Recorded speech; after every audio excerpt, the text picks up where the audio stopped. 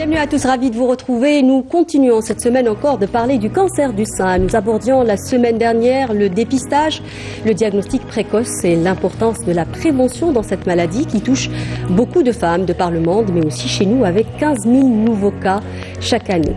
Nous nous intéressons ce soir à un autre aspect de prise en charge, en l'occurrence la reconstruction mammaire et l'accompagnement psychologique, voire psychosocial des malades confrontés au cancer après un diagnostic qui vient carrément bouleverser leur existence.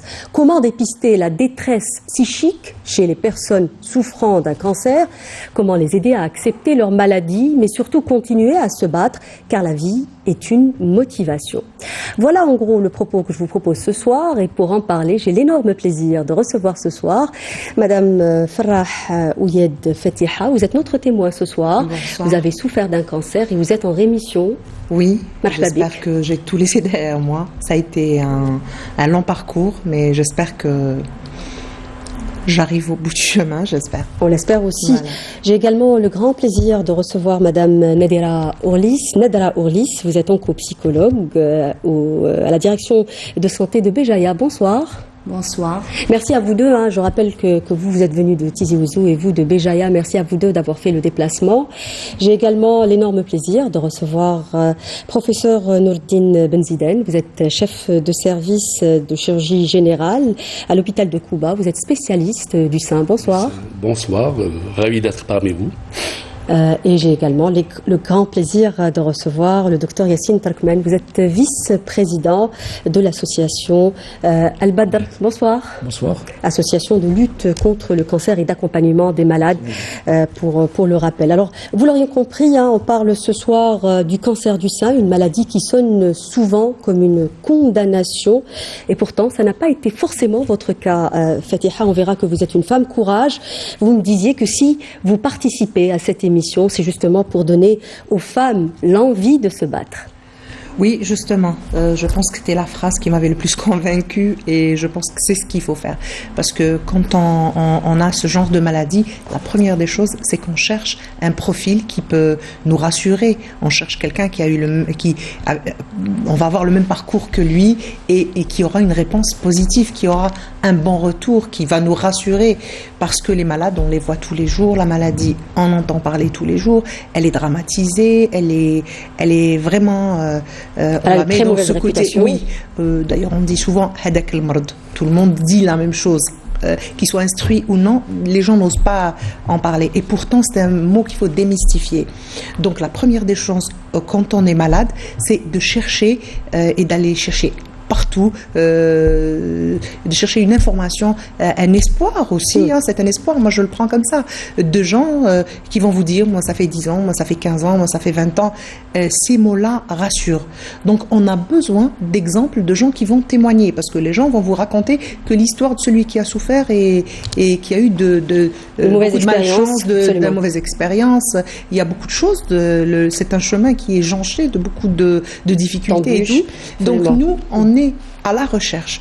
Donc le jour où j'ai entendu des femmes me dire t'inquiète pas, moi ça fait 10 ans, moi ça fait 15 ans, moi on m'a enlevé même une côte et tout, maintenant ça fait 15 ans que je suis en rémission. Que je vis tout simplement. Extraordinaire. Oui. J'ai marié mes enfants, j'ai eu ma vie, j'ai voyagé. Donc ces mots-là, ces témoignages-là, on en a besoin. Donc j'espère pouvoir faire la même chose. Merci beaucoup en tout cas d'être là, parce que là, par votre geste, vous cassez un grand tabou. Vous dites démystifier. Moi, je pense que vous êtes allé au-delà de la démystification. Je rappelle que vous êtes photographe. Vous avez même immortalisé des moments, on dirait même, qui abattent et qui plongent dans la déprime. Est-ce que ça a été pour vous une façon justement d'accepter la maladie? Oui, c'était une manière aussi de continuer à vivre. J'avais un métier, j'avais une passion, j'avais une vie comme tout le monde, et puis brutalement, brusquement, en une fraction de seconde, mon monde a changé.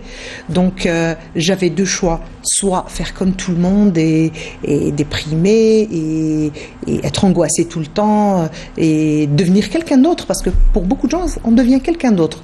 Moi, j'ai voulu continuer à être je ne sais pas, c'est venu comme ça, je prenais mon appareil avec moi, je prenais des photos, la plupart du temps j'utilisais quelque chose de très petit parce que ça effrayait un peu les malades, pour eux c'est des journalistes, non, je dis moi je suis malade et ça c'est pour moi et je veux, donc ce parcours-là, et je l'ai fait pendant que j'ai fait mes radios, pendant que j'ai fait mon ablation, pendant que j'avais fait ma chimio, et ça vous a aidé à surmonter ces moments? Ça m'a permis de continuer à vivre. C'était une manière de dire oui, je suis encore là, j'existe, parce que c'était ça ma personnalité.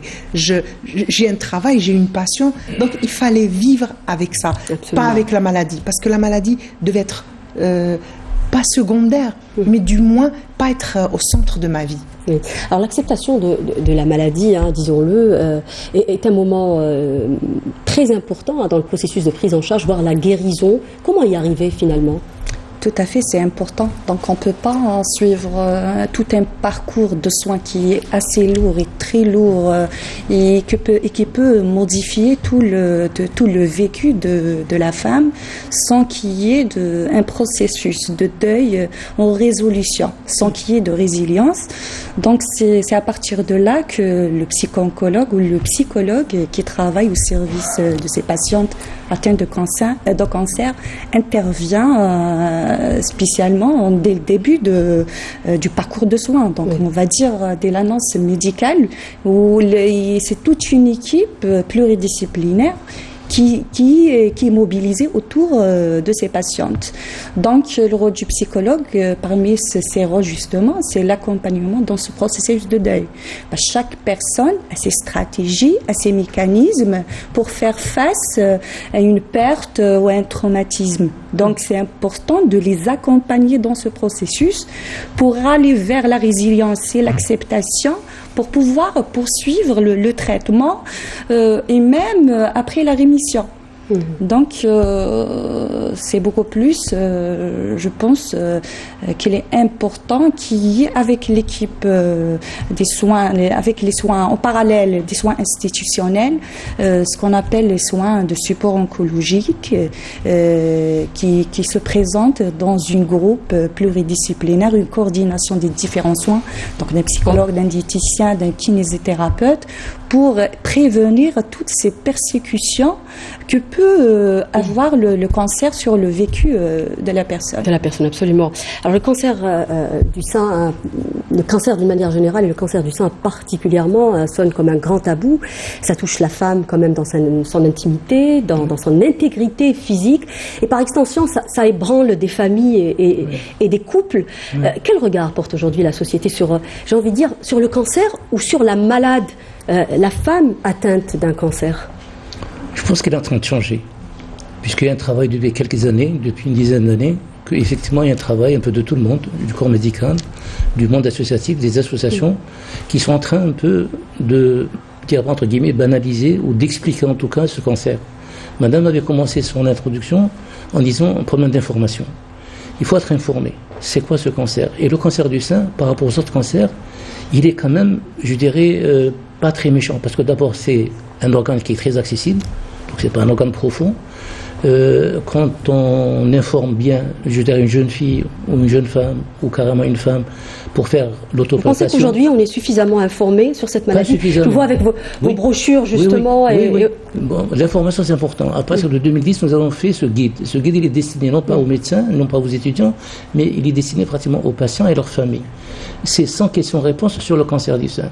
Quand on annonce un diagnostic de cancer, c'est un espèce de séisme, aussi bien pour la femme que la famille et l'environnement immédiat, même professionnel. Donc c'est mille et une questions qui traversent l'esprit, et nous avons essayé maintenant les médecins du moins, c'est les malades qui posent des questions, c'est les médecins qui donnent les réponses. Ce sont des réponses qui sont validées, des réponses expliquées en termes très simples, que tout un chacun peut comprendre, pour savoir exactement c'est quoi un sein, c'est quoi un cancer, quel est le parcours un peu, je dirais, du combattant pendant toute l'épreuve du diagnostic, ensuite la prise en charge thérapeutique et même après le cancer.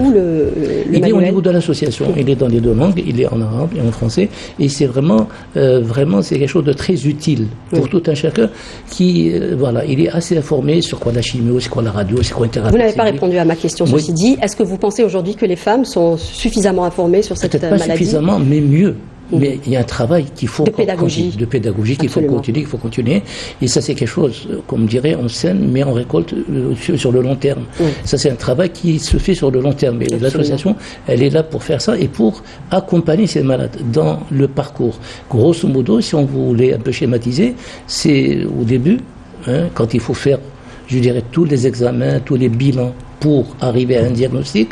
Une fois que le diagnostic, le malade est dans le pipe du traitement, de la prise en charge, et très souvent, comme c'est des malades qui viennent un peu de toute l'Algérie, sur des centres d'oncologie qui ne sont pas un peu partout, notamment à Blida, il y a un grand centre, c'est un pôle pratiquement de cancérologie, puisqu'il y a aussi bien le public que le privé, donc on reçoit pratiquement de 51 wilayas qui viennent se soigner.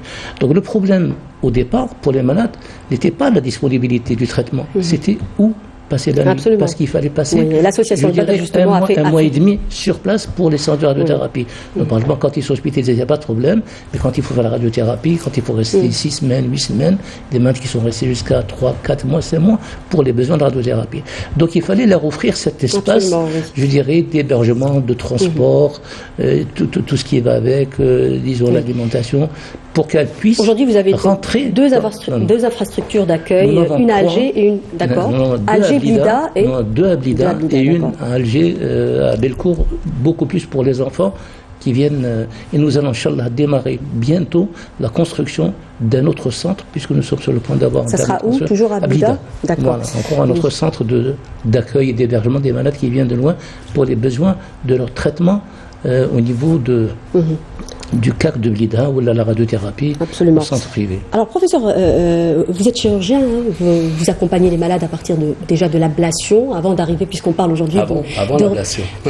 Voilà, même avant l'ablation, j'ai envie de dire que pendant tout le processus des traitements, même avant de parler de reconstruction, mais comme c'est notre sujet aujourd'hui, quelle place a la reconstruction physique? Est-ce qu'une reconstruction physique est corrélée forcément avec une reconstruction mentale?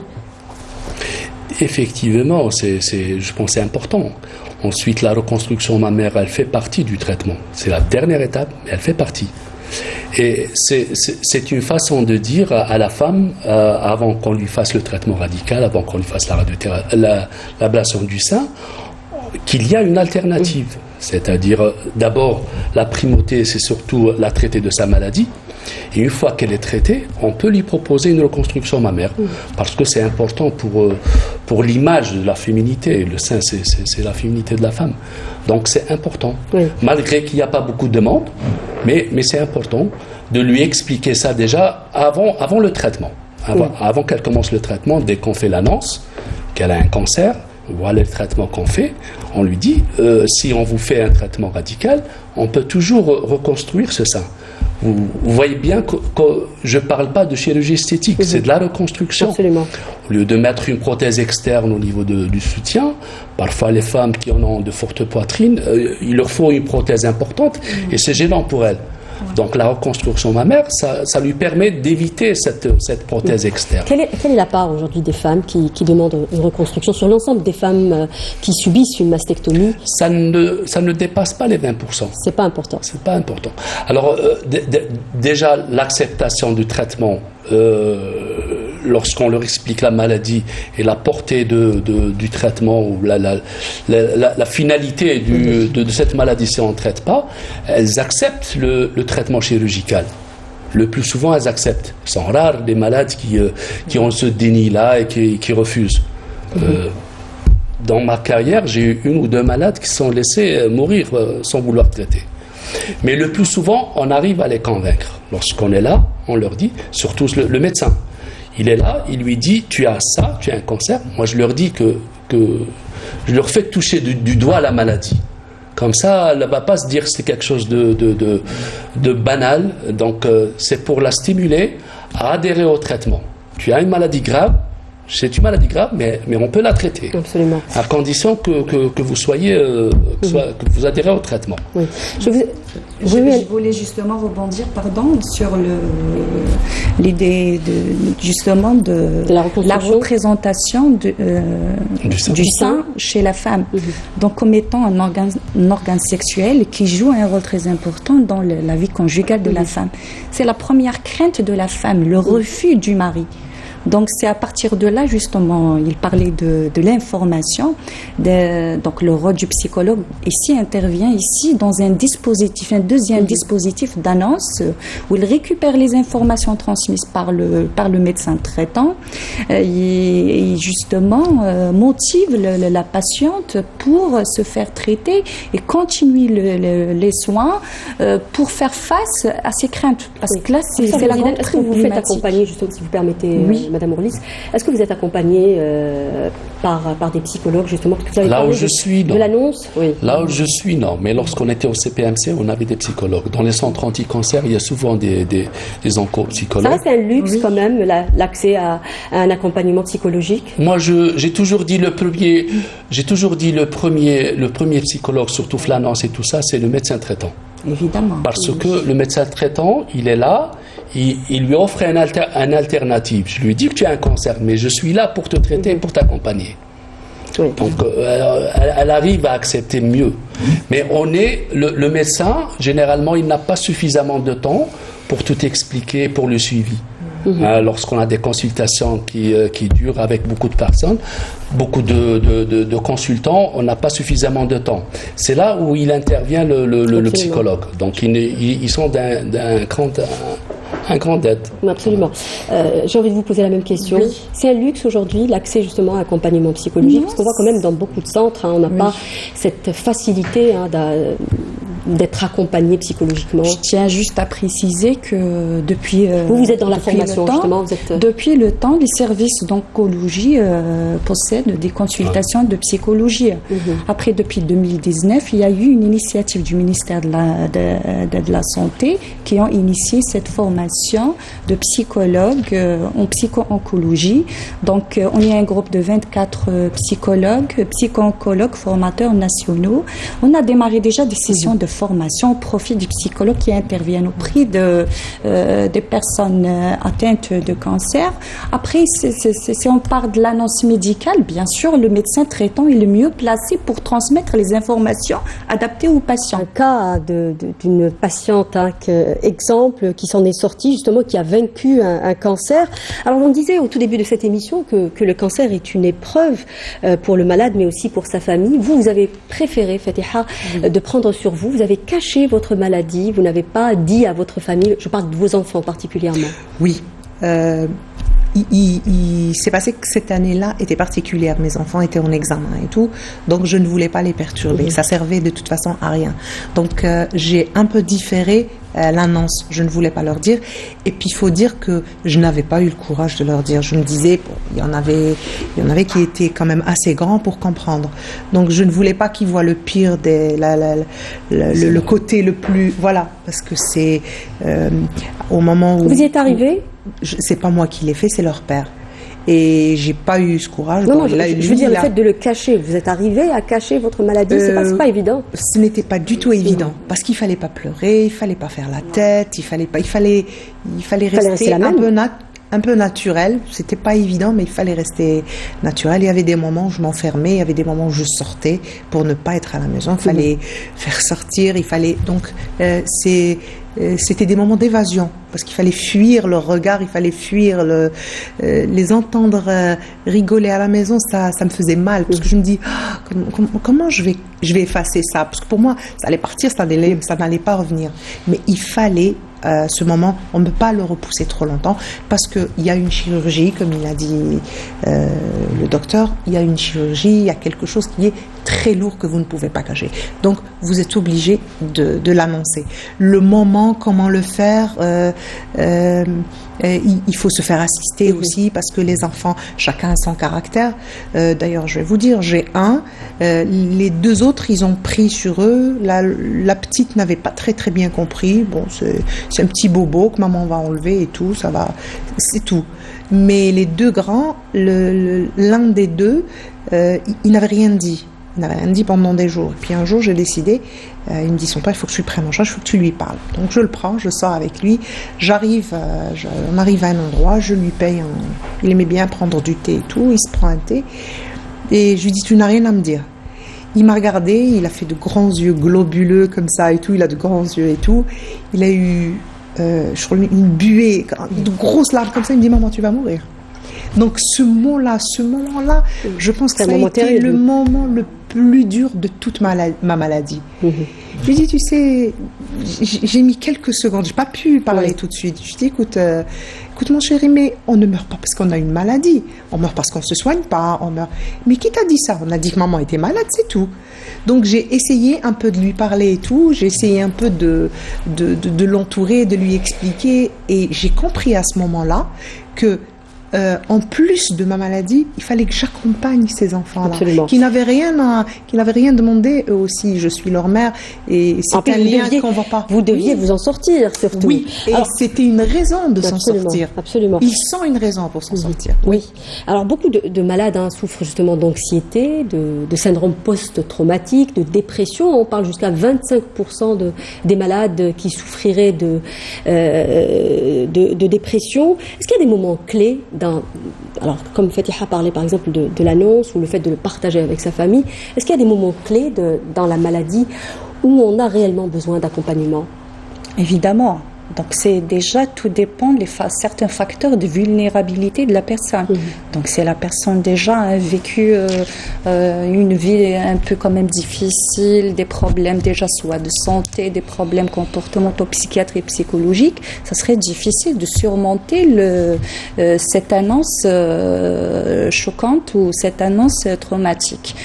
Après, si elle est bien entourée, donc l'accompagnement de la famille, des aidants, des proches, des amis et tout, est très crucial dans l'acceptation et dans la détermination et la poursuite des soins de ces patientes. Donc, si on parle de la demande de la consultation psychologique, c'est selon les besoins de chaque personne.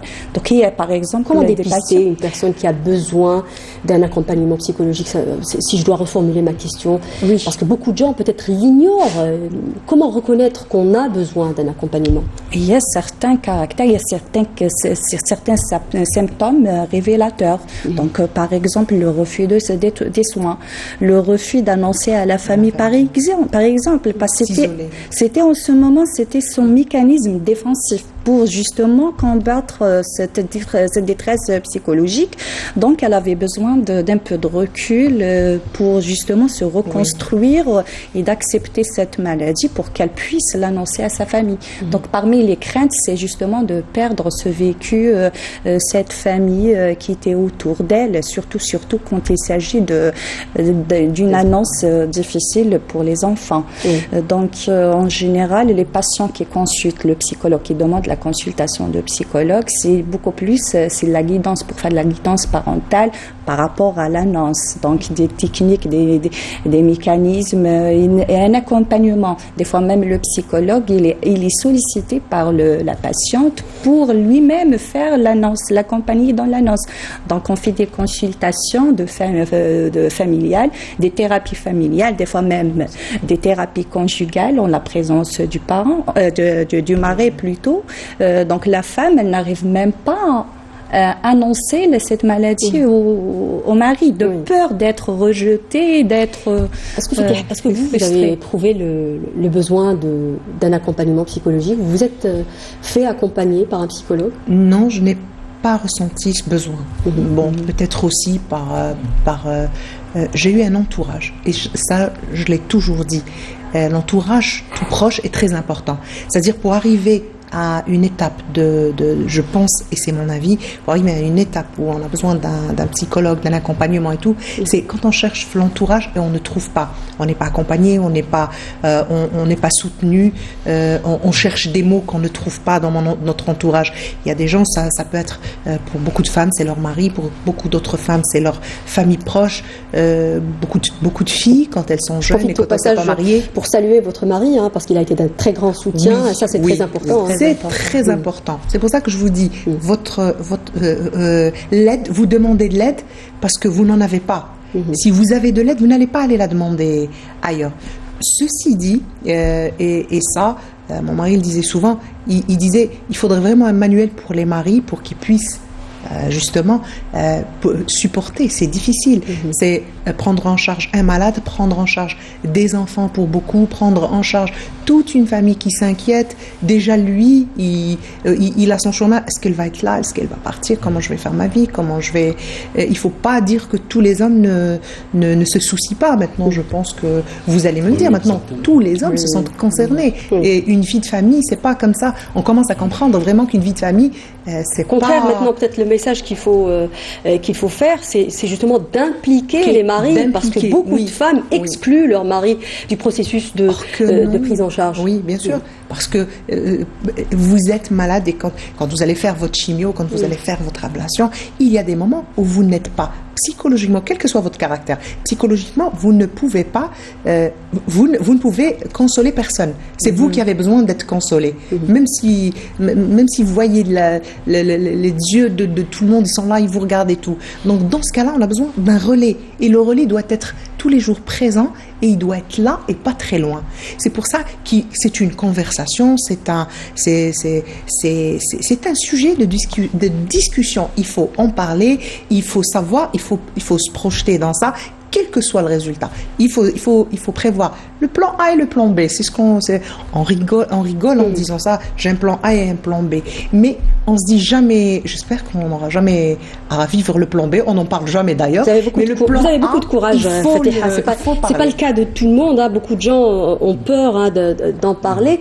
Est-ce que votre association propose, puisqu'elle a parlé justement de libérer la parole, est-ce que votre association, par exemple, propose des groupes de parole pour les malades? Oui, absolument. Ce qu'il faut bien comprendre, que la prise en charge d'une maladie de cancer du sein, elle est bien sûr médicale, mais également au niveau psychologique. C'est très important. Oui. La part du mental est très importante dans cette maladie. Quand elle est bien accompagnée sur le psychologique, je pense que les chances de guérison sont nettement meilleures. Pour revenir, bien sûr, cet accompagnement, il commence d'abord par le mari, par la famille, par l'environnement immédiat. Mais ensuite, on arrive... Idéalement, et ensuite on arrive effectivement au moment associatif et les associations. Oui. Les associations ont un rôle à jouer, puisque systématiquement, au niveau de l'association, je parle d'El Badr, il y a un support psychologique, c'est-à-dire il y a des psychologues qui viennent régulièrement discuter avec les malades. Des bénévoles, rappelons-le. Oui, des bénévoles, absolument. Oui, absolument. Oui. Il y a un imam qui vient régulièrement, et vous savez très bien le substrat culturel de notre pays et la parole de l'imam et de la religion en général, de la foi et de la religion en général, ça aide à s'immuniser, à se renforcer de l'intérieur pour mieux combattre cette maladie. Ça, c'est important. Nous avons des médecins, notamment des oncologues, des chirurgiens, qui viennent régulièrement discuter des cas, je dirais, médicaux, proprement médicaux, bien sûr. Nous avons même, au niveau du centre de la maison terre, nous avons un coin pour un peu l'esthétique. Il y a des esthéticiennes qui viennent, s'agissant de femmes pratiquement, pour faire... C'est un coin très important. Nous avons un coin, je dirais, de médecine esthétique, mais de soins esthétiques.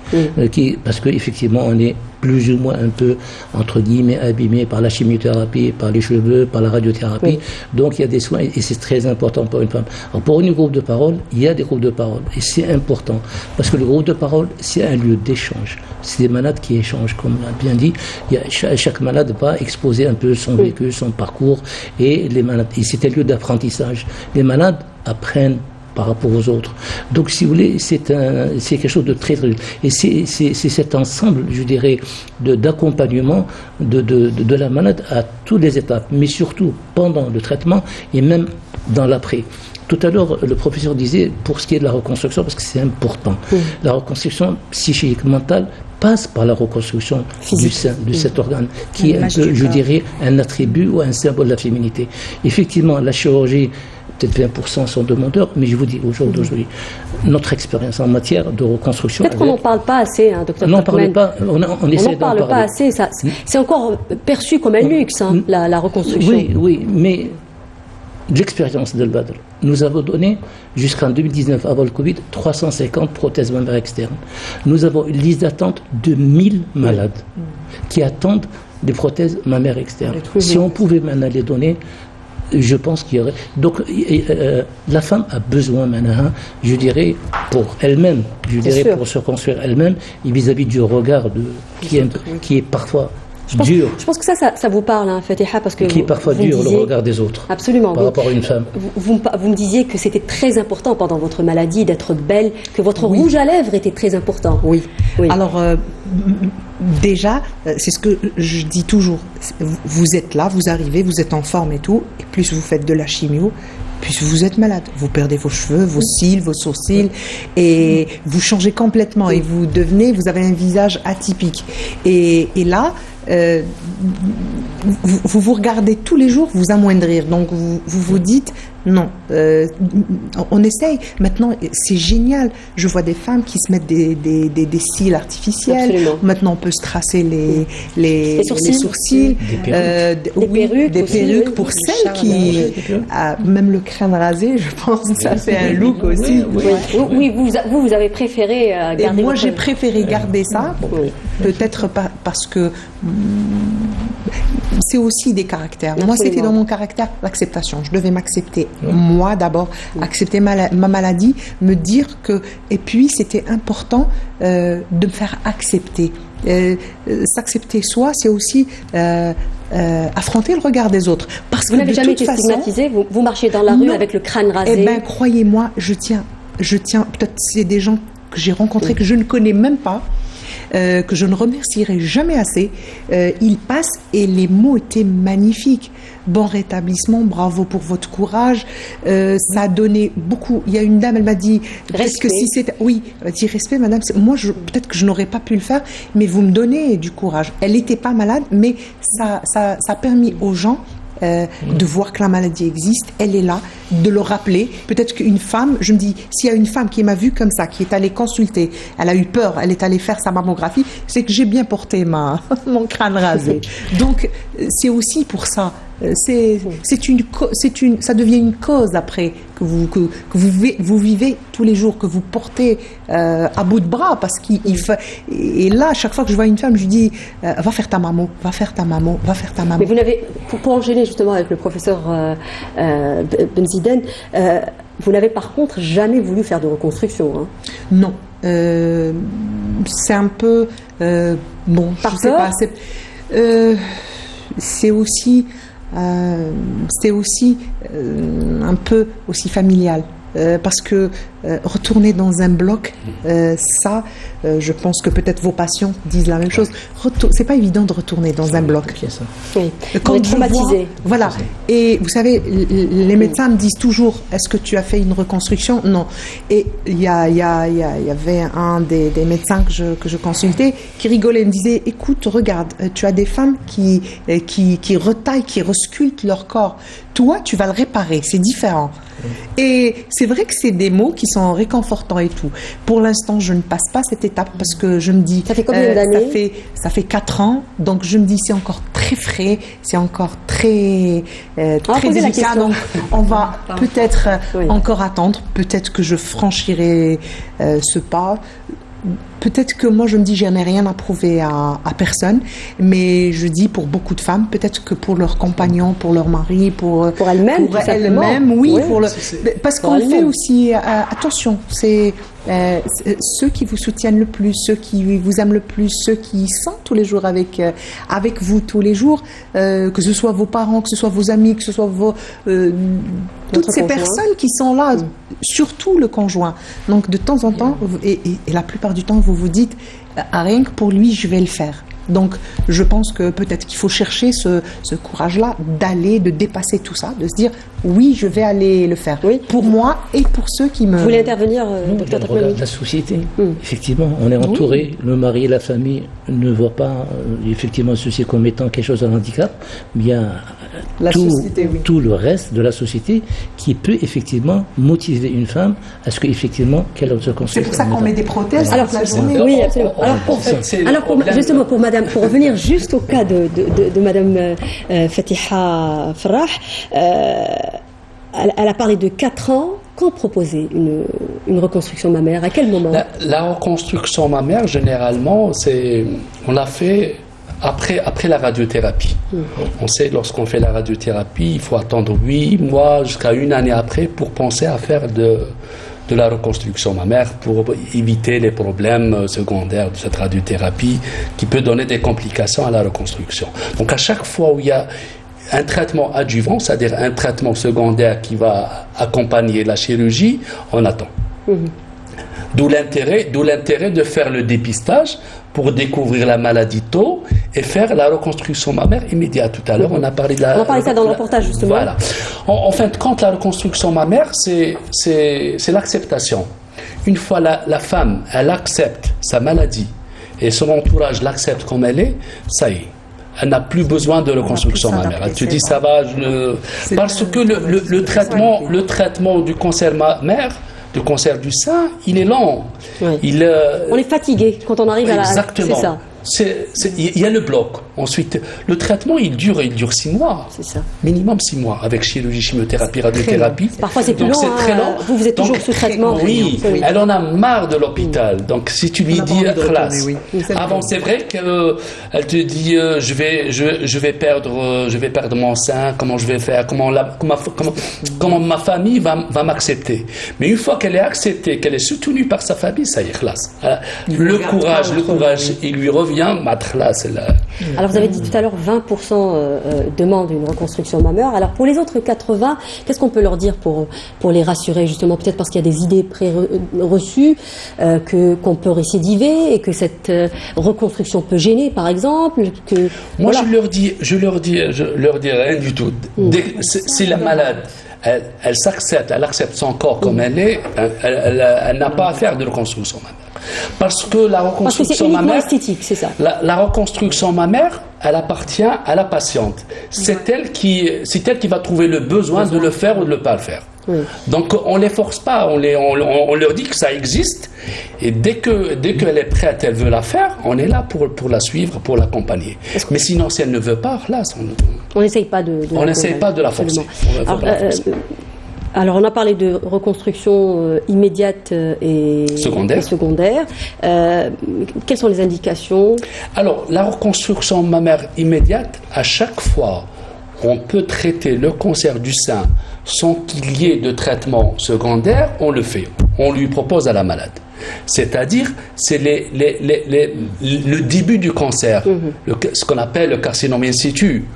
Où la maladie, on très localisée, vraiment localisée au sein, où il n'y a pas de risque qu'il y ait de métastases ailleurs. Absolument. À chaque fois que le cancer il est infiltrant, c'est-à-dire la cellule cancéreuse elle est en relation avec les vaisseaux, il y a risque de dissémination, donc il y a risque de traitement secondaire, donc je dis traitement secondaire, c'est-à-dire chimio-radiothérapie.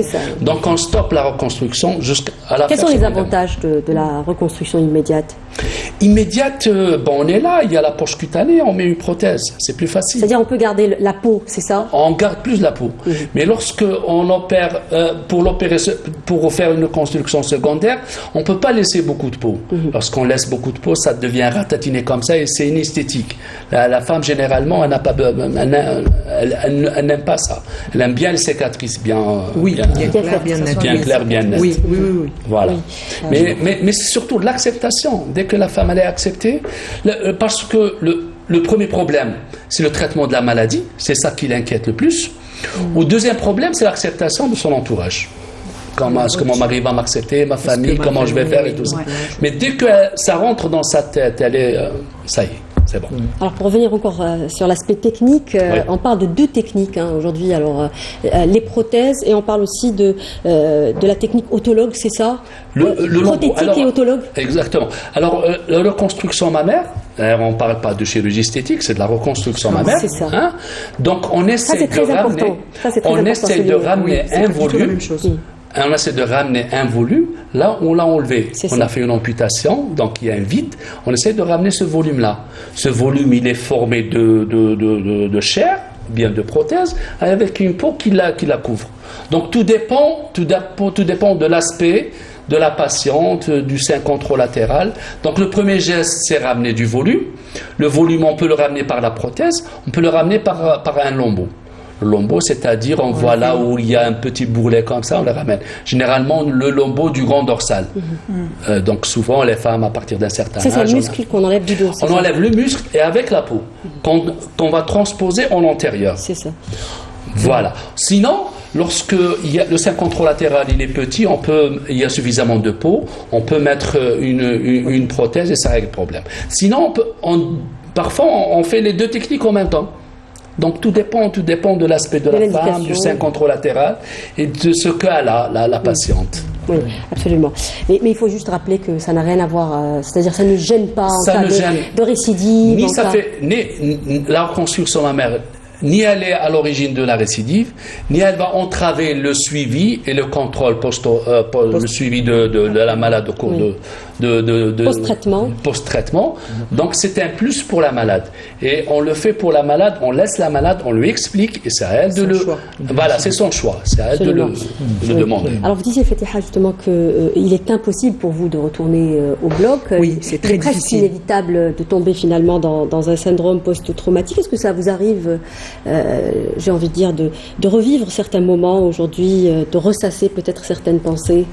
Ou alors tout ça est derrière vous aujourd'hui? Non, on garde ça. Et d'ailleurs, je pense que c'est notre instinct aussi pour nous protéger. Parce que si vous vous dites, ça y est, c'est fini, c'est terminé, la maladie, elle est derrière moi et tout. Vous ne faites pas correctement vos contrôles, vous n'allez pas faire vos radios, vous allez traîner, vous allez oublier ça veut dire qu'il faut rester tout le temps vigilant, vigilante. Parce que pourquoi vous avez des contrôles, c'est pas évident, vous les avez très rapprochés, mais si vous ne les prenez pas au sérieux, c'est pour ça qu'on vous donne, on vous dit 2 ans vous vous rassurez, 5 ans c'est encore mieux, 10 ans c'est l'idéal. Donc s'il y a ces indications-là, si les médecins vous parlent de ça, c'est parce qu'il faut rester tout le temps très très très vigilante, parce que là vous faites vos suivis, vous vous surveillez et vous êtes 1000 fois plus comment je veux dire, on est plus, on doit faire attention à nous plus que d'autres, parce qu'on a déjà eu cette maladie. On n'est pas à l'abri. On n'est pas à l'abri. On n'est pas à l'abri. Voilà. Ça peut arriver à n'importe qui, et même quand on sort de cette maladie, même quand on la dépasse dans le temps, ce n'est pas fini. C'est un combat. C'est pour ça qu'on appelle ça un combat contre une maladie. Souvent, les malades me posent la question, elles me disent, est-ce que docteur, je suis guéri? Je leur dis, je ne peux pas vous signer sur une... Est-ce qu'on parle de guérison, justement? Est-ce qu'on parle de guérison dans le cas du cancer? On parle de guérison, mais on a parfois des surprises. Ouais. Des malades 10 ans, 20 ans après qui reviennent pour une récidive. Donc je ne dis jamais à ma patiente de les tuer guéris à 100%. Oui. Je lui laisse toujours l'épée de Damoclès. Oui, docteur Takma. De toute façon, en général, en matière de cancer, on considère guéri quand on a survécu 5 années. Grosso modo comme ça. Mais maintenant, il y a des survies de plus en plus longues en matière, notamment de cancer du sein. Ça, c'est clair. L'après-cancer, disons, le cancer ne s'arrête pas à la fin du traitement. Il y a l'après-cancer. L'après-cancer, c'est toute une vie, ou du moins pendant très longtemps, où il faut effectivement faire les contrôles médicaux. Ça, c'est très important. La mammographie chaque année. Il faut consulter. Toute une panoplie d'examens à continuer à faire pendant tous les 6 mois, la première année, ensuite une fois par an. Ensuite, il y a tout un suivi. Et l'après-cancer, justement, il existe. Peut-être poser la question justement à Madame Ourli, ça, il ne nous reste pas beaucoup de temps. Justement, on a tendance peut-être à croire qu'une fois en rémission, on n'a plus besoin d'être accompagné, mais non. Finalement, il y a aussi une panoplie de soins que vous proposez en phase post. Bien sûr. Voilà, après le cancer. Oui, effectivement. Si on parle toujours de notre cas, elle est toujours dans le traumatisme. Il y a toujours des séquelles, peut-être vécues d'une autre part. Comme c'est une personne qui est active, elle s'oublie dans son traumatisme. Donc c'est important de faire une consultation de psychologie, un suivi psychothérapeutique. Oui, bien sûr. Voilà, donc il y a aussi pour la réinsertion de ces femmes. Oui, bien sûr. Autant que société, justement, la Société algérienne de psycho-oncologie, la SAPOS, on est dans des programmes, la promotion des soins de support oncologique, donc par des équipes pluridisciplinaires, parce que quand même après la rémission, c'est le retour à domicile. Donc c'est toute une autre vie qu'il faut, qu'elle va essayer la femme de s'acquérir pour l'adapter avec cette maladie. Donc soit sur le plan individuel, sur le plan conjugal, familial, professionnel, bien sûr. Donc on propose justement en tant que psycho-oncologue des thérapies, des psychothérapies corporelles par exemple. C'est des thérapies qui permettent de décharger cette émotion, cette détresse qui est en nous, donc par des orientations. Comment vous trouvez, Madame Orlis, alors si une personne est souffrante et en difficulté psychologique, comment vous trouvez? Comment on peut vous consulter? Est-ce que vous avez une page, par exemple, sur Bien les sûr, réseaux? il y a ma page Nadra Orlis, j'assure des téléconsultations pour selon le besoin, bien sûr, puisqu'il y a des personnes quand même, ça reste la consultation de psychologie, ça reste toujours un tabou. Absolument. Donc, je suis encore présidente du réseau algérien de jeunesse. Donc, nous avons notre page pour des consultations, pour des conseils, pour l'accompagnement à l'annonce de la maladie aux familles, aux couples et tout. Donc, nous avons encore des programmes de réinsertion socio-professionnelle. Donc, ça, c'est des programmes, c'est des conventions qu'on fait avec les chambres d'artisanat dans le cadre de la promotion de la femme artisane, parce que chaque femme a un don, une ressource qu'elle développe pas. Donc, on travaille ces ressources, ces acquis qu'on peut exploiter, justement, développer pour que ça soit des postes des métiers d'avenir qui vont aider dans la résilience. Vous avez parlé du travail. Absolument, Oui, vous avez parlé du travail, mais peut-être à la fin de cette émission, rappeler aux femmes qui souffrent de cette maladie qu'il faut déculpabiliser et qu'il faut penser à soi, que ce soit à travers le travail, c'est-à-dire se faire une passion. Prendre place dans la société. Oui, absolument, c'est très important. Bien sûr. Ça a été votre cas d'ailleurs, hein, Oui. où vous êtes sorti de cette maladie en quelque sorte grâce à votre travail aussi. Hein. Oui, et j'étais contente de pouvoir aller représenter l'Algérie à Genève pour une expo photo, oui. Et c'était après ma maladie, après tout ça. Donc, j'ai reçu mon invitation, j'ai tout de suite accepté. Pourquoi? C'est le monde continue tout autour de moi. J'ai toujours autant de chance qu'avant. Pourquoi ça changerait quelque chose? Donc, partir, le faire, bien le faire aussi. Donc, c'était pas juste pour aller le faire, il fallait aussi bien le faire et revenir la tête haute et dire, bien sûr, à chacun sa montagne. Il y a un proverbe kabyle qui dit ça veut dire chacun il a son baluchon avec tous ses problèmes dedans. Donc mais ça ne doit pas nous arrêter. Au contraire, le côté professionnel, ce côté-là nous permet de retourner. La vie, ce n'est pas juste que les enfants. À la fin, les enfants vont grandir, ils vont partir.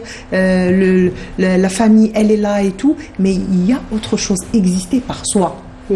En dehors du regard des autres, le travail est une motivation. Le travail est une manière d'exister. Absolument, une manière d'exister. On termine sur ça, mesdames. Merci, messieurs, dames, d'avoir participé à cette émission. Le temps qui nous est imparti est terminé. Merci à vous de nous avoir prêté attention.